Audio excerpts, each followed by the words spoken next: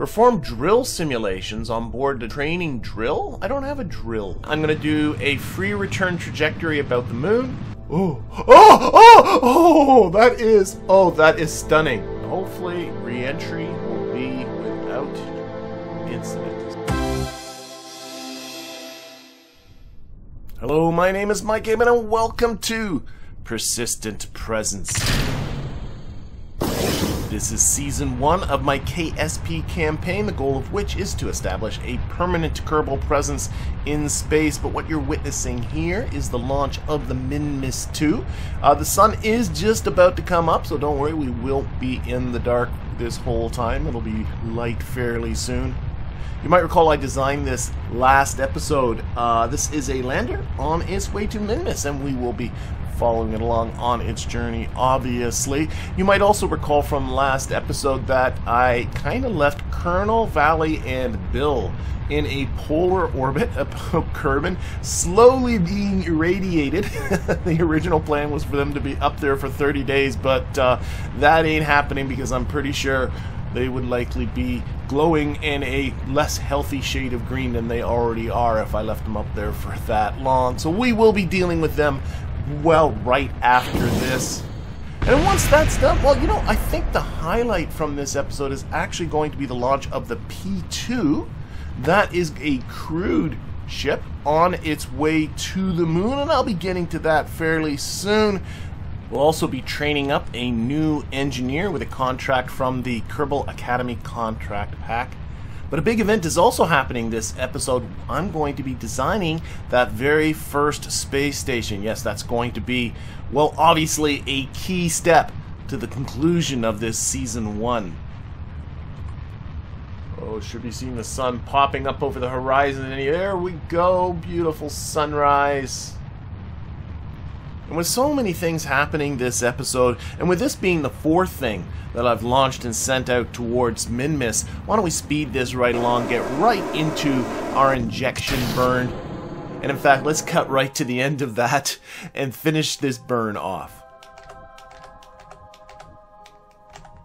That's good enough. Any further adjustments we can make once we're in Minmus's sphere of influence. So we're going to be Minmus's closest approach in 9 days, and you'll be seeing that later this episode. But right now, let's check in on Valley and Bill. And these two have now been up here for almost 5 days. They could last a while longer, but the thing is they've actually done a pretty good job collecting crew reports. They're pretty much done. The only one they're struggling with is the Badlands. They've only collected about half of the Badlands, and they could last a while longer, but there's no way they're going to make the 30 days that's required for the contract. So you know what, we'll bring them down and we'll launch another pair up this episode, and we'll tuck them safely into an equatorial orbit below the radiation belt so we don't have to worry about this happening again. One thing I want to do first, now where is Kerbin? That's something to think about. Okay, I want to get up to a high orbit, do a crew report, and then we'll come back down. And I might be able to time this pretty well. We'll see how this goes. I'm going to do the burn around here. And my hope is... Oh! 25 from Tundra. So we just did all the Tundra science. So that's awesome. This might not quite work as well as planned. See if I can push it up here and then down here lower my periapsis. I might be able. I think Kerbin's going to rotate too far though. I was hoping that I could. We'll see. See how this goes. We're going to do our burn about here. Let's do it here. So I'm going to push this onto prograde.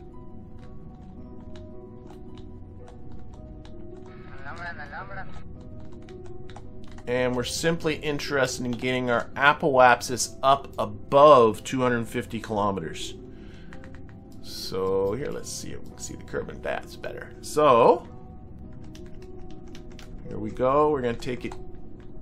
No reason to rush this, but well, it's not that much of a burn. Got lots of delta V in this vehicle. So these will be the highest, fastest Kerbals yet. until we start sending some to the moon in the P2. It should be coming up. Those are being built. And I'll explain why it's those, well, when we get to it. I have 2 of them being built. Alright, there's 260 kilometers. Now, one thing I definitely want to take a look at, let's get some good solar exposure happening. Want to be up there long enough to be able to do, I hope that's long enough to get the high altitude crew report. Get some good sun action happening here. Here we go. Okay. But what I am concerned about, well, we're going to cross some radiation as we go. These guys are getting so used to radiation, I mean, it doesn't matter anymore. There is... There it is. Oh, we're not going into that radiation belt at all.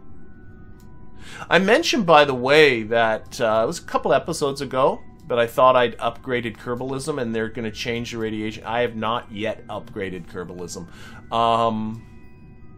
I'm only working, as I'm sure you've noticed, with 1.7.3 version of KSP. And here, let's start time warping while I'm talking about that.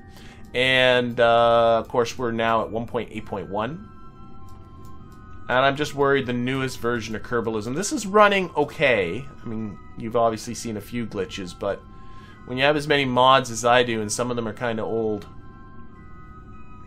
if it's working, you don't want to mess with it.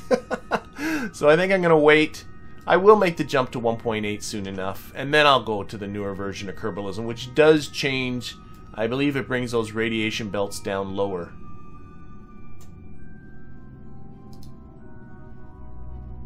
But I don't think this right now is of any risk at all. Oh, Verbree's ready from her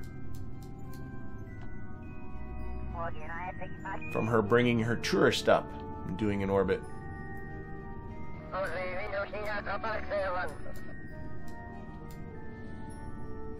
Alright, we are almost at, in fact, we'll look at this so we can watch it.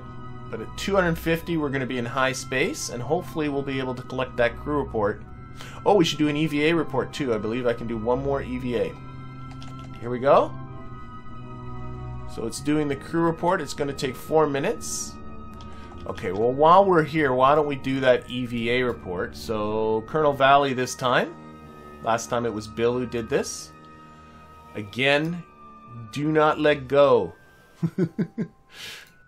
Just like the EVA from last episode, Kerbalism uses the monoprop in the vessel to give the EVA propellant to the Kerbal, but I forgot to put monopropellant in this vessel, so Colonel Valley here has no EVA propellant, so if he lets go, we're in a bit of trouble. Okay, that's done. Let's get back in. And that can now be transmitted away. And you know what I think I will do is get back down to periapsis and bring our orbit back down low. Just to get ready for our descent. And then we'll have to ride around a couple times and start our descent. This should put us down, I think, pretty close to where the Kerbal Space Center is going to be.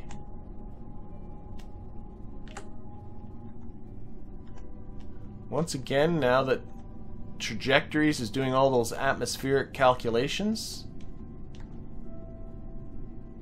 my frame rate is plummeting. Here you can also see very clearly how Trajectories not only is taking into account atmospheric drag, that's pretty good, because again I think we're going to come short, but it's also taking into account the rotation of Kerbin, right? By the time we come around to here, Kerbin will have rotated to there, so this is where we're predicted to land. Let's turn off Trajectory so we can get our frame rate back.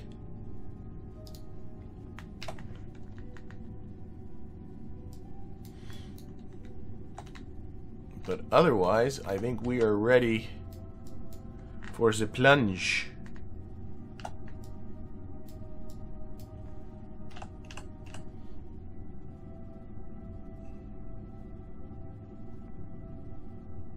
Yeah, our last batch, our last run through the radiation. Okay, let's lose our service module and explosions again. So yeah, see how the truss structure is? I think that's what's causing the explosions. That might have been where my docking. Just hang on a second here. Remember how I lost my dock? There's my docking port. Okay, just wait. I'm gonna show you. Let's put this on lock. I mentioned that I thought I put a docking port. There's my docking port. See, it's stuck on the bottom of this truss structure. Oh my gosh. Well, now I know what happened to it. I could have sworn I put a docking port on this vessel, but it's right there. Okay, let's get back to these guys. They're more important. Clearly more important. Okay. So sorry, gentlemen. The plan was for 30 days, but we are calling this, what, 5 days, 2 hours, and 43 minutes. Quite a bit shorter than what we had intended, but we'll try this again. Fortunately, probably not with these folks. There we go, fully deployed. On our way down. And of course, we'll recover these folks as soon as they have splashed down. And once that's done, I do have a free contract slot. Why don't we check out what's going on in mission control? Kerbal Academy boot camp. Oh yeah, I gotta get an engineer. Oh, I can do this now. Take an engineer through boot camp. Your new recruit will advance to level 1. And half your higher cost will be reimbursed when you complete the contract. Oh, okay. If your new recruit is not an engineer, please ignore the training drill. Okay, so I have to recruit an engineer. Okay. Then place them in a vessel capable of completing this mission. Okay, so you got to get a new engineer. Perform drill simulations on board a training drill? I don't have a drill. Oh, I think it's just training drill, not... Oh my god, I was taking drill literally. I was thinking like a drill. I think you just got to put him on a vessel of any kind. Is that right? I think it's right. All right, let's try this. Let's see what this does. So if I grab that, now I need to recruit an engineer. To be honest, oh, what's this? Oh! Oh, the vessel's already... Okay. They give you the vessel. Oh! Alright. Well, let's recruit an engineer. And I get half this cost back. Plus it goes to level 1. That's not bad. That's not a bad deal. I'm going to go with Madbee. Madbee's going to be the one. Madbee, we are enlisting you. And next, need to get her to the training drill. Maybe my best bet then. What's kicking around in the spaceplane hangar? I do have some vehicles ready to go, though. I mean, the tour bus has got. Why don't I wait for the tour bus, and then my engineer can drive out to the tour bus. I think that's a good plan. Actually, getting another engineer is great because I have now. This will be my second engineer next to Bill, and I would also have 2 scientists, and actually I'm pretty sure after this that my engineer is going to be level 1. You know what, I'd have somebody with her to drive the vehicle back, but if I put somebody else in here, then they get a week off. Just for driving. Just like Jeb and Val have a week off after taking that VIP around for the tour. That is sweet. Go in space for days at a time. Week off. Drive around the KSC, week off. Okay, we are coming. I have no idea what this vehicle is going to be like. Count at least one. I have an experience. I do have a level 0 engineer. What are you talking about? Oh, it's on. Oh, what the heck is this? It says count at least 1. This is at least 1, and she's an engineer, and she's level 0. So I have no idea what the heck you're on about. Oh my gosh, it is a drill thing. Okay. So maybe it's just because I'm in the wrong vehicle right now. So let's oh, I gotta click on her. Too many things. Leave the seat. Okay.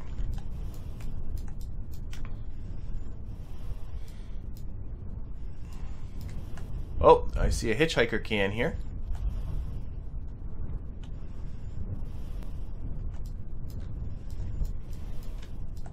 I feel like I'm doing something wrong with this shit, but whatever. Let's see, can you jump and grab? Like, seriously.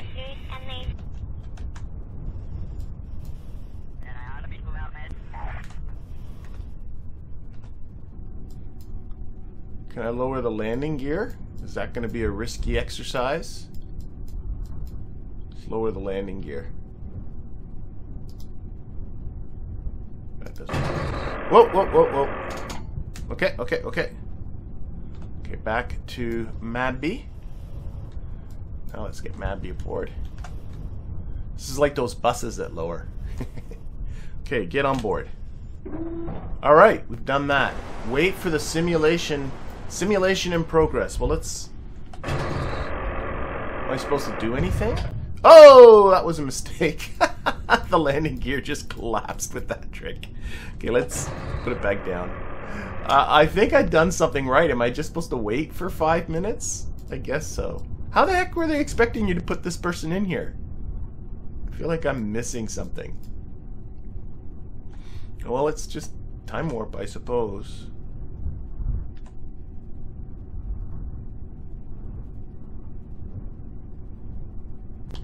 Done.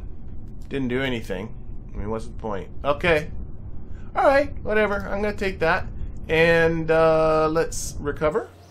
Alright, so got all those parts and somehow been refunded funds for those parts. I don't know, whatever. And Madby's level 1.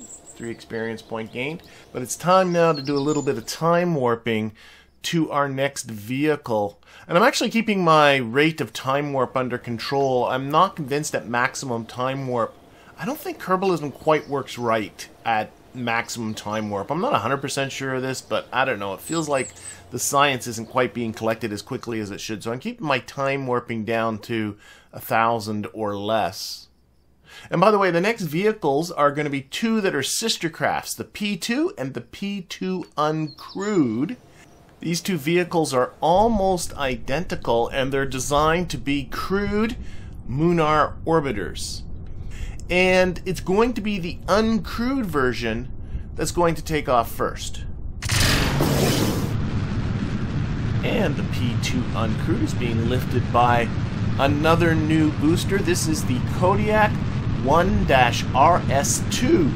The RS2 standing for 2 radial liquid fuel boosters that are being powered by those 2 swivel engines down there on the bottom, and of course the Kodiak engine in the middle. This actually has all the life support it needs to keep Kerbals alive, despite the fact that it has no crew. And the reason why I'm launching it without a crew is because, well, because I only have 2 crew capsules, and the P2, you know what the P2 looks like, the roundy P2 capsule.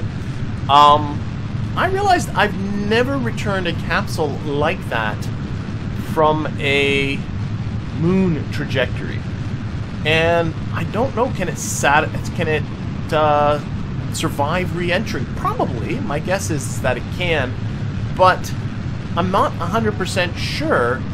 So I figure my best bet is not just to build this uncrewed one. I'm going to do a free return trajectory about the moon.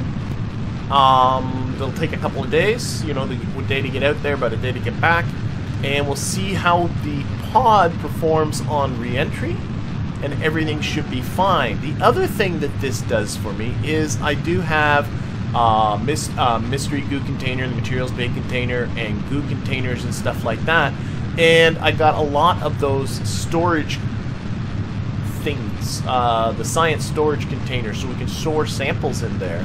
And this thing will be returning, we'll recover it. So what we can do is do a pass to get a lot of that science without,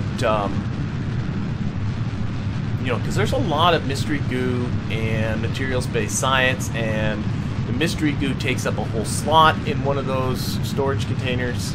You know what, I'll talk about it when we get to it. We'll look at the storage containers once the vessel's all ready to go. The lifter seems to be performing well on its first mission.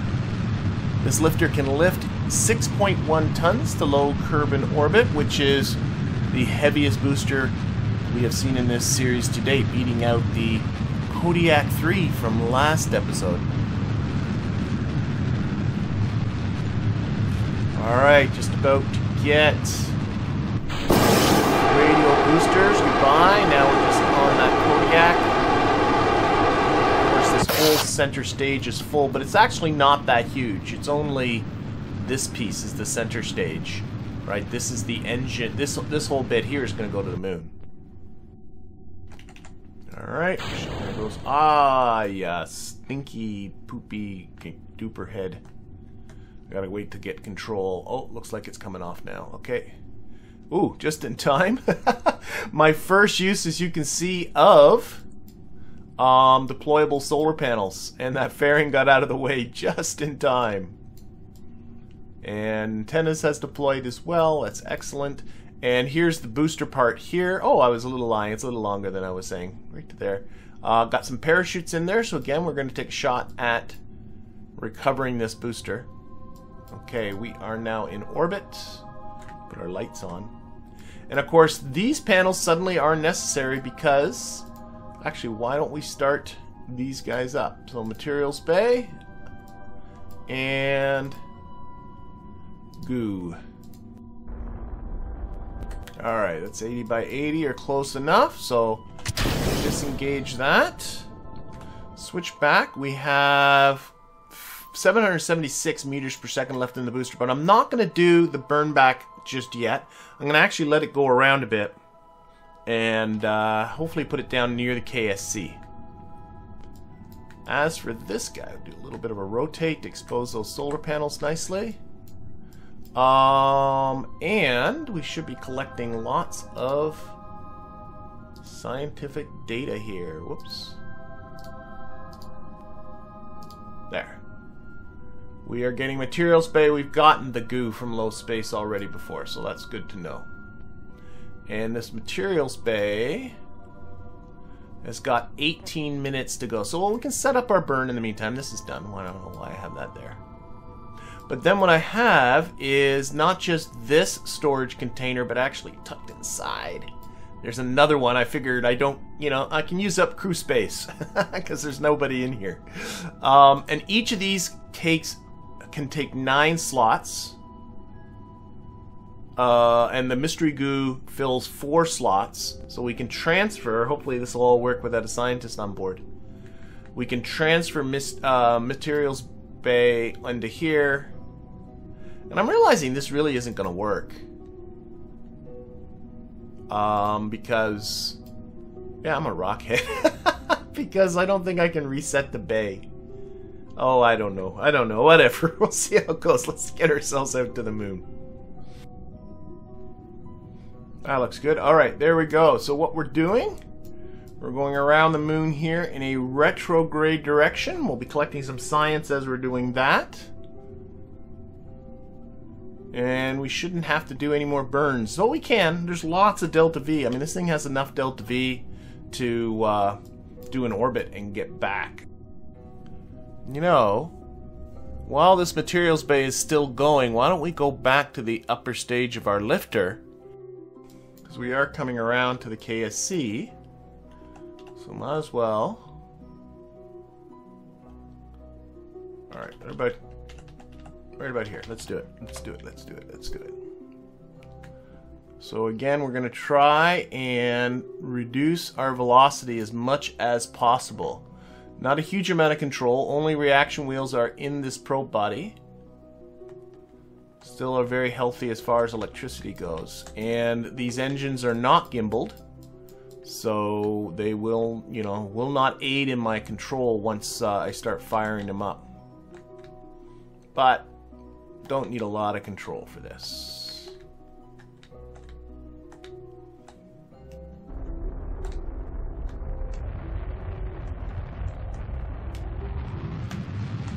There we go.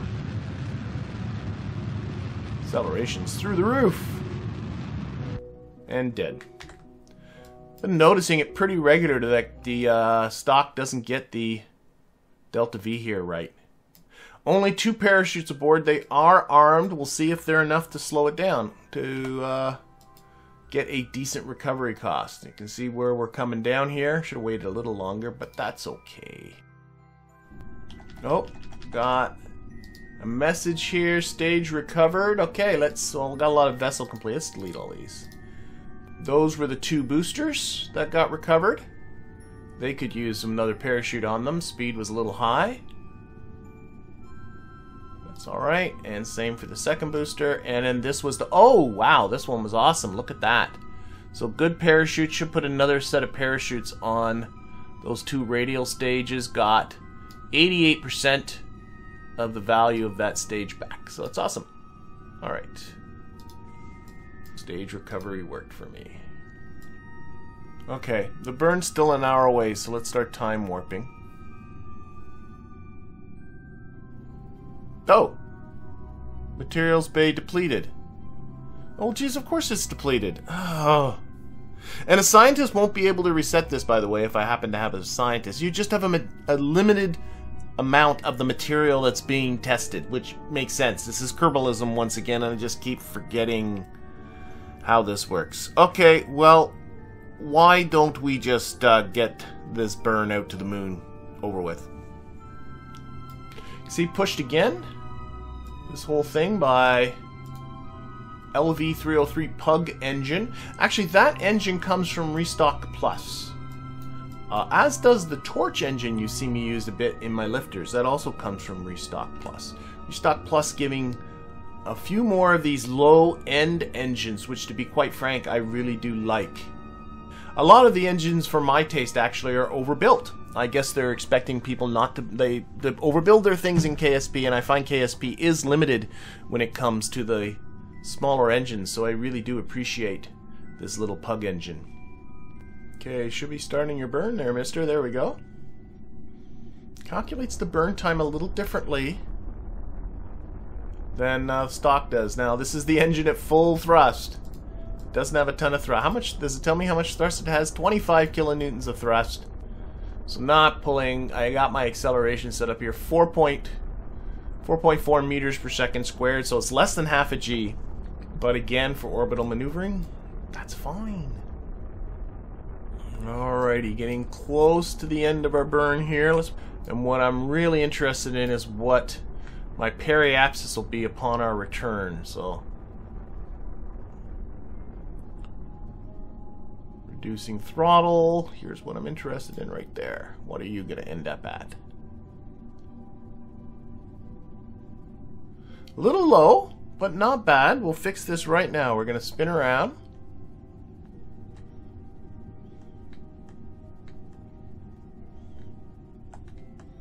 Completely backwards here. And we just want to get that up, I don't know, around 35. That's good. That's good. That's good. Okay. We'll be revisiting this soon enough once it enters the moon's sphere of influence. But right now, why don't we see what else we can get going in the vehicle assembly building. Alright. Bases and stations. I've been noticing stuff. Launch the Kerbin space station. That's what I need. Oh, yeah. That's the one. Once I have this occupied, that will be what this series, this season, has been all about. So I have to have at least 1 docking port and 4 Kerbals. Okay, let's just grab this right now. I don't have to think about this anymore. Boom. We got it. We got it. We got it. We got it. We got it. And I think I have now a lot of various, yes, universal storage. Oh, look at, I got all of these storage things from Universal Storage Mod. Because, I mean, let's face it, that's kind of big. Okay, let's get, it's going to have that, it's going to have that, and it's going to have a dot. Oh my god, do I have a lifter? 2.5 meter parts. Didn't think about that, did ya? Did ya? No, you didn't think about 2.5 meter parts. Okay, so maybe that big old fairing there wasn't as crazy an idea as it originally looked. This one. Oh, it goes from 1.875. Sure looks cool though. And you can stuff open. Deploy primary base.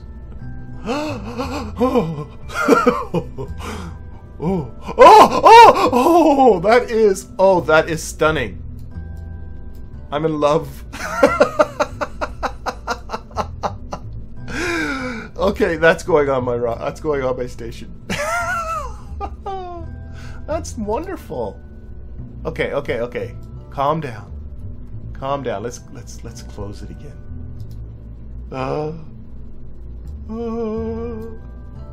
That is absolutely stunning. That's gorgeous. Okay, so that goes from 1.25 to 1.875. What else do we have here? And although I do have a number of new parts, the Hitchhiker Cayenne is my only 2.5 meter part. And at first I was a little bit worried that I wasn't going to be able to put something together that I would be happy with. But in the end, no, I was reasonably pleased with this. This is going to act as the core for my eventual Kerbin station. But it meets the requirements for the station contract that I do have. An eventual mass was 4.4 tons, but you might recall that the lifter that brought up the P2 could lift 6.1 tons. And although dealing with the diameter of this thing was a little bit of a challenge, turned out actually I was able to get myself around it. But you know what? I'm going to leave that for actual launch day. That's going to be in a future episode. We're going to see this thing launch, but right now, let's get back to the P2. Here's where I've been getting confused, and I know people that on stock it's real simple. You run the service bay once, or you run the goo once, and if you want to do it again, you need a scientist, and you have infinite amount of redos. But in Kerbalism, it's not quite as simple as that, and that's how I'm getting myself confused. You can see here, this is the mystery goo. It is still got some more, oh, that's the launch pad being reconditioned. Sorry, here we go. Now that the time warping is stopped, yeah, we can see it. I could still do more. It's still ready to do some more. And, I think it can do maybe 3 goos. It has enough materials for 3. I thought it said it here somewhere, but maybe not, because it's been upgraded as you go up the tech tree. This has been upgraded once or twice, allowing you to do multiple goos. But the Science Junior has not been upgraded yet, so it can only do 1 Science Junior. So when we get, we're in high space now, obviously, but when we get into the moon's SOI, let's do our sphere of influence change. There we go. Oh, we're also doing a light experiment. Space high about the moon. That's not biome specific, but I think we are collecting another goo. There's the goo right there. Yes, we are, and that's going to take about 10 minutes, 9.5 minutes still. Oh, we have lost our signal with the P2. That is to be expected, but we will regain it now. And the moon is just very slightly adjusting our trajectory to put our periapsis into the atmosphere right now. But before this gets back to Kerbin, the Minmus 2, which we launched at the beginning of this episode, had reached her destination. Now all I'm going to do here is perform the capture. This thing is going to land on Minmus, but that's going to be for next episode because we just got too much stuff going on here, and this is just one too many things to deal with. Here we go. Oh, right on schedule. My script and the stock burn indicator agreed almost perfectly, I think, on when to start this burn.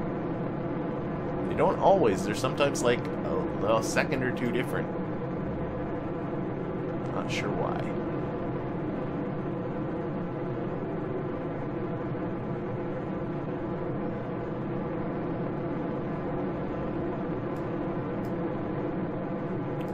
Capture.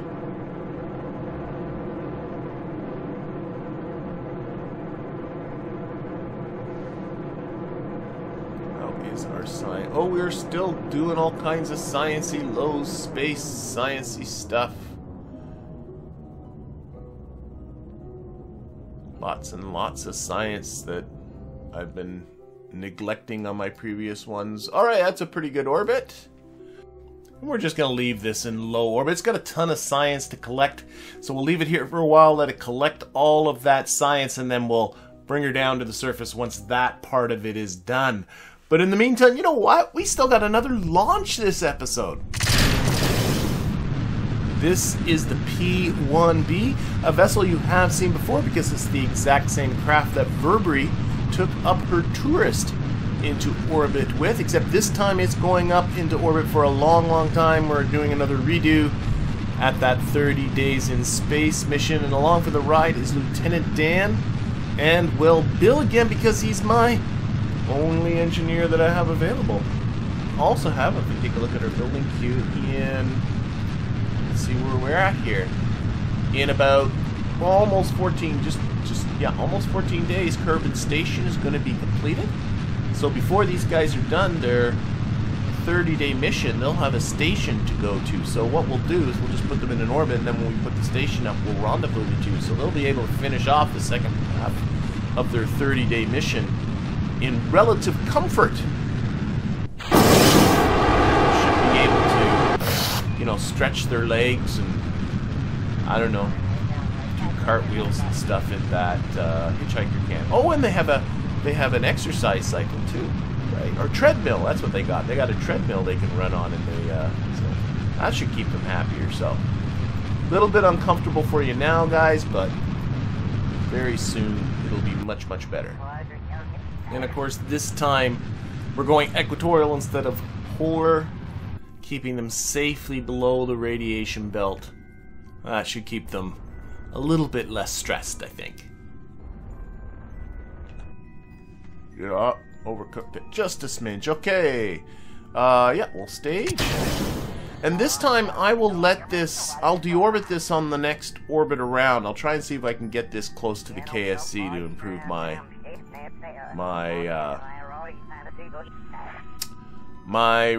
stage recovery percentage. Whoa, whoa, whoa, I'm still locked to prograde. I'm not used to having to worry about that. Alright, that is about it. There's nothing else left to do. These folks have plenty of life support. It actually has identical life support to the P1 that we deorbited a little earlier. Here, let's rotate this for the solar panels. That's good enough. So if we take a look, for instance, life support here, yeah, almost 49 days of food, almost 54 days of water, and 46.5 days of oxygen. I should actually queue up the crew reports. That's the only science this thing can do, because I think there's still smidges of crew reports that can be done. But otherwise, we're going to leave these folks just in orbit. They should be completely, well, let's not, fingers crossed, there should be nothing wrong. And next time we'll see them, they'll be rendezvousing with Kerbin Station. Let's go visit the P2. We'll finish off with its hopeful, successful reentry. And I went way overboard with the necessary slot storage. I got 20 slots available, and I'm only using 6 of them. Actually, I might be able to, let's see, transfer data here. Yeah, only using 6 slots because I forgot that the materials bay cannot. Now the goo is depleted, but the materials bay can only do 1 materials bay. Okay, we are closing in here.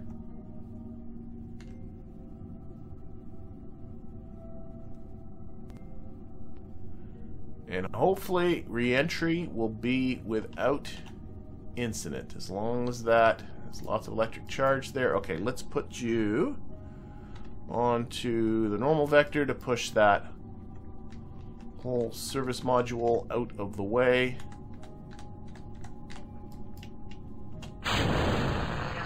And now, with that turned, there's no SAS in this thing, so I've now lost attitude control completely. But we still have... Oh dear.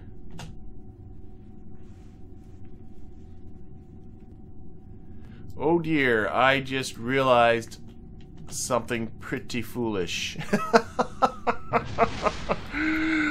This thing has no probe core in it. Oh, we got explosions happening. We can watch that. This thing has no probe core. The probe core was in there, so I have no control, and I did not arm the parachutes.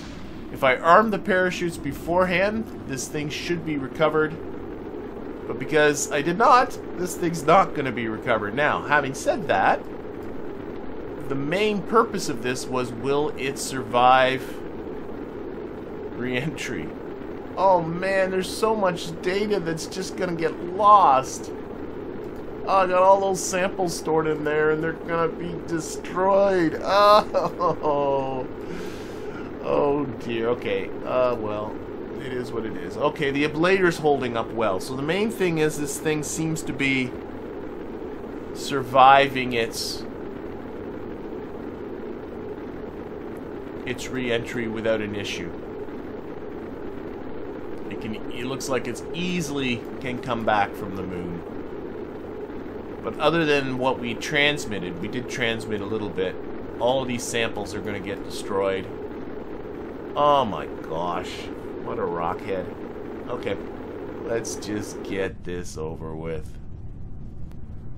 The good news is that things all seem a go for a crewed version of this. But as we watch this thing plummet to its doom, I'm going to bring this episode to a close. So I thank you for watching, and I hope to see you again next time.